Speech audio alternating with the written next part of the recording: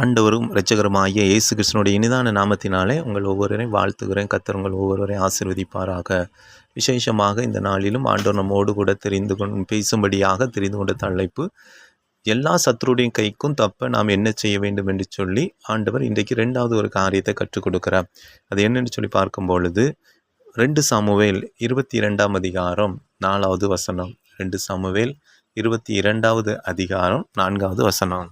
துதிக்கு பாத்திரராகிய கர்த்தரை நோக்கி கூப்பிடுவேன், அதனால் என் சத்துருக்களுக்கு நீங்களாக்கி ரட்சிக்கப்படுவேன். துதிக்கு பாத்திரராகிய என்ற ஆண்டவரை நோக்கி நான் என்ன செய்வேன்? கூப்பிடுவேன். துதிக்கு பாத்திரர் அவரை நோக்கி கூப்பிடும் பொழுது எனக்கு விரோதம் எழுதுகிற சத்துருவுக்கு நாம் தப்பு வைக்கப்படுகிறோம் என்று சொல்லி ஆண்டவருடைய வார்த்தையை நாம் தியானிக்கிறோம். இப்போ இந்த எந்த சத்துரு, அதான் முக்கியமான ஒரு காரியமாக இருக்குது. இப்போ நமக்கு ஆண்டவரை நான் துதிக்கிறதுனால எந்த சத்துரு நம்ம எந்த சத்துருவை நாம் முறியடிக்க போகிறோம் என்பதை நாம் தெரிந்து கொண்டால் இன்னும் அதிகமாய் கர்த்தருக்குள் நம்ம பலப்படுவதற்கு அது பிரயோஜனமாக இருக்கும். அதே 2 சாமுவேல் 22ஆம் அதிகாரம் 18ஆம் வசனத்தை பாருங்கள். 2 சாமுவேல் 22:18. என்னிலும் பலவான்களாய் இருந்த என் பலத்த சத்ருவுக்கும் என் பகைஞருக்கும் என்னை விடுவித்தார். என்னிலும் பலவான்களாயிருந்த என் பலத்த சத்துருவுக்கும் என் பகைஞருக்கும் என்னை விடுவித்தார். எப்போது? துதிக்கு பாத்திரராகிய கர்த்தரை நோக்கி கூப்பிடுறதுனால என் சத்துருகளுக்கு நீங்களாக்கி ரட்சித்தார் என்று வேத வசனத்தில் நாம் வாசிக்கிறோம். அப்போ எந்த வகை சத்துருங்கும் போது என் பலத்துக்கு மிஞ்சின்னு வருகிற சத்துரு, அதாவது நம்மளை கட்டி வைத்திருக்கிற சத்துரு, நம்மளால் ஒன்றுமே செய்ய முடியாதபடிக்கு நம்மளை வீழ்த்தி கொண்டு இருக்க சத்துருவை குறித்து தான் ஆண்டவர் சொல்லுகிறார்.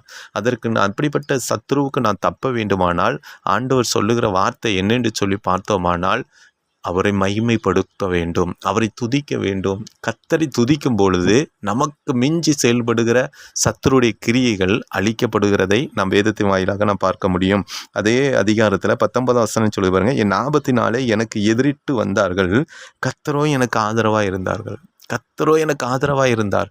ஆகவே இந்த நாளிலும் ஆண்டவர் நமக்கு கற்றுக் கொடுக்கிறபடி வெள்ளத்துக்கு மிஞ்சின போராட்டம் வரும்பொழுது நாம் தேவனை மனதார துதிக்கும் போது நாம் விடுதலை கிடைக்கும். அதைத்தான் ஆண்டவர் இன்னொரு காரியத்திலையும் நான் வாசிக்கலாம். சங்கீதம் 7ஆம் சங்கீதத்தில் 17வது வசனம், சங்கீதம் 84:4 பார்க்கும் பொழுது ஆண்டவர் வார்த்தையை குறித்து நம்ம தியானிக்க முடியும். சங்கீதம் 7:17 பாருங்க. நான் கர்த்தரை அவருடைய நீதியின்படி துதித்து உன்னதமான கர்த்தருடைய நாமத்தை கீர்த்தனம் பண்ணுவேன். நான் கர்த்தரை அவருடைய நீதியின்படி துதித்து, நீதியின்படி அவர் என்ன செய்வாராம்? துதிப்பவர்கள காரியத்தில் ஆண்டவரை நீதியின்படி நாம் துதிக்கும் பொழுது, மனதார துதிக்கும் போது, உண்மையாக நான் துதிக்கும் பொழுது எனக்கு விரோதமாய் பலத்துக்கு மிஞ்சி செயல்படுகிற சத்துருடைய கிரியைகளை நாம் அழிக்க முடியும் என்று சொல்லி ஆண்டோடைய வார்த்தை தெளிவாக சொல்கிறது. அதே போல் 84ஆம் சங்கீதம் 4ஆம் வசனத்தில் வருங்க, உம்முடைய வீட்டில் வாசமாயிருக்கிறவர்கள் பாக்கியவான்கள், அவர்கள் எப்பொழுதும் உம்மை துதித்து கொண்டிருப்பார்கள். அவர்கள் எப்பொழுதும் உம்மை துதித்து கொண்டிருப்பார்கள். எப்பொழுதும் உம்மை துதித்து கொண்டிருப்பார்கள். அவர் நன்மையிலும் துதிக்க தான் செய்வாங்க, தீமையிலும் துதிக்க தான் செய்வாங்க, சமாதானத்திலையும் துதிக்க தான் செய்வாங்க, பாடுகளிலும் துதிக்க தான் செய்வாங்க.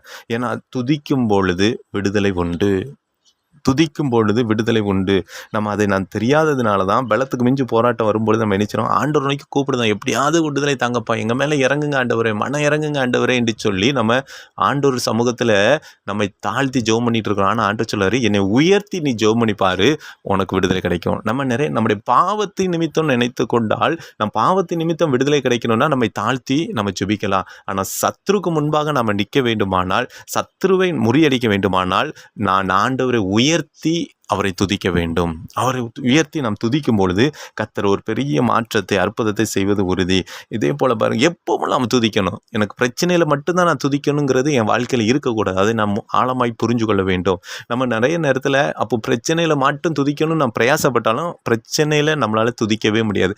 நம்ம எப்பொழுது துதித்து கொண்டு இருப்போமானால் பிரச்சனையிலையும் நம்மளால் துதிக்க முடியும். இன்றைக்கி திடீர்னு பிரச்சனை வரும்பொழுது ஆண்டரை துதிக்கணும்னா என்னால் எங்கே முடியுது, என்னால் துதிக்கவே முடியலைன்னு நம்ம சொல்கிற காரணம் என்ன? அந்த நேரத்தில் நான் பிரச்சனை வருகிற நேரத்தில் நான் துதிக்கணும்னு நினைக்கிறோம்.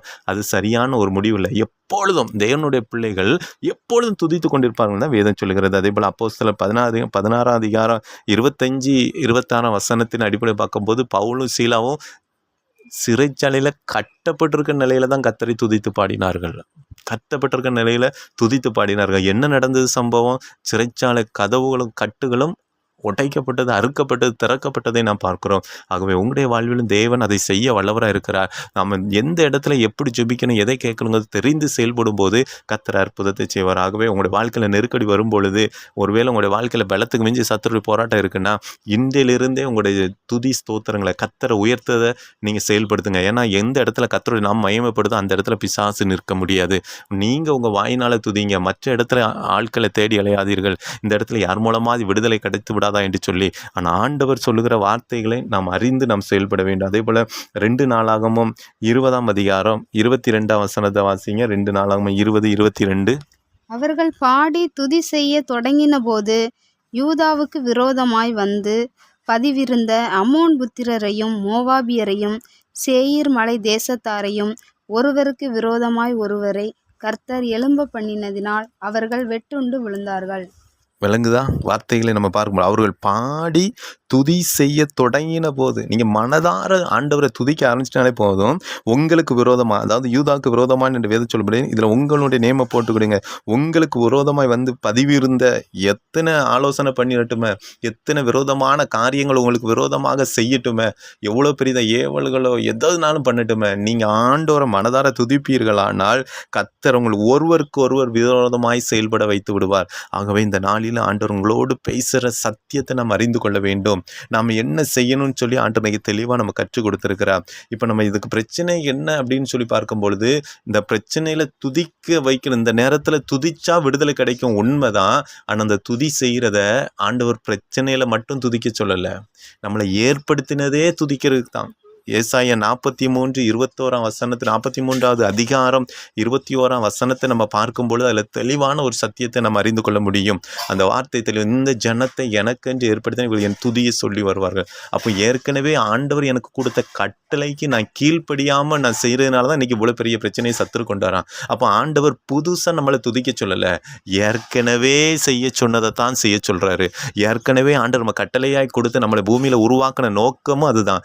ஆண்டவர் எதற்காக அப்படி செய்ய சொல்ல, ஏன் என் வசனத்தை கைக்கொள், ஏன் நான் சொல்லுறபடி நீ செய்யணும் ஆண்டவர் சொல்றாருன்னா, அது நம்முடைய வாழ்க்கைக்கு அது நன்மைக்காகவும் தான், பரலோக வாழ்வை பெற்றுக்கொள்வதற்கும் சத்துருவை மேற்கொள்ளவுக்கு தான் அப்படிப்பட்ட காரியங்களை செய்ய சொன்னார். ஆனால் நம்ம அதை பெரிதாக எடுக்கிறது இல்லை. ஆனால் சத்துரு போராடும் பொழுது தான் அதை தேடி ஓடுகிறோம். ஆகவே ஆண்டவர் சொல்லும் பொழுது என்ன சொல்லுன்னா, பிரச்சனை வந்ததுனால நீங்கள் துதிக்காதீங்க, இனிமேல் நான் என்னுடைய பிரச்சனை காரணமே நான் துதிக்காமல் இருந்ததுனால தான். ஆனால் இனிமேல் நான் ரெகுலராக தினமும் நான் ஆண்டவரை நான் துதிப்பேன், ஒவ்வொரு நாளும் ஆண்டவரை துதிப்பேன், பிரச்சனை மாறி போனாலும் நான் ஆண்டவரை துதிப்பேன் என்று சொல்லி நாம் தீர்மானத்தோடு ஆண்டவரை துதிப்போமானால் பிரச்சனை மாறி ஆண்டவருக்குள் நம்ம பலன் அடைய நிச்சயமாய் ஆண்டவர் நமக்கு உதவி செய்வார். அதனால் இன்றைக்கு நமக்கு ஆண்டவர் தெளிவாக கற்றுக் கொடுத்துருக்கிற நம்முடைய பலத்துக்கு மிஞ்சின போராட்டம் வரும்பொழுது தேவனை நாம் மனதார துதிப்போம். அந்த துதிக்கிறது பிரச்சனை மாறுவதற்காக சொல்லப்பட்டதில்லை, ஏற்கனவே ஆண்டவர் ஆதியிலே நமக்கு அதை சொன்னப்பட்ட ஒரு வார்த்தை. அந்த வார்த்தையை கீழ்ப்படிவோமானால் கர்த்தர் சொன்னபடி சத்துரு நம்மளை மேற்கொள்ளாதபடி அவர் விடுவிப்பார், நமக்கு ஆதரவாக இருப்பார். கர்த்தர் இந்த வார்த்தைகளை ஆசீர்வதிப்பாராக. ஆமேன்.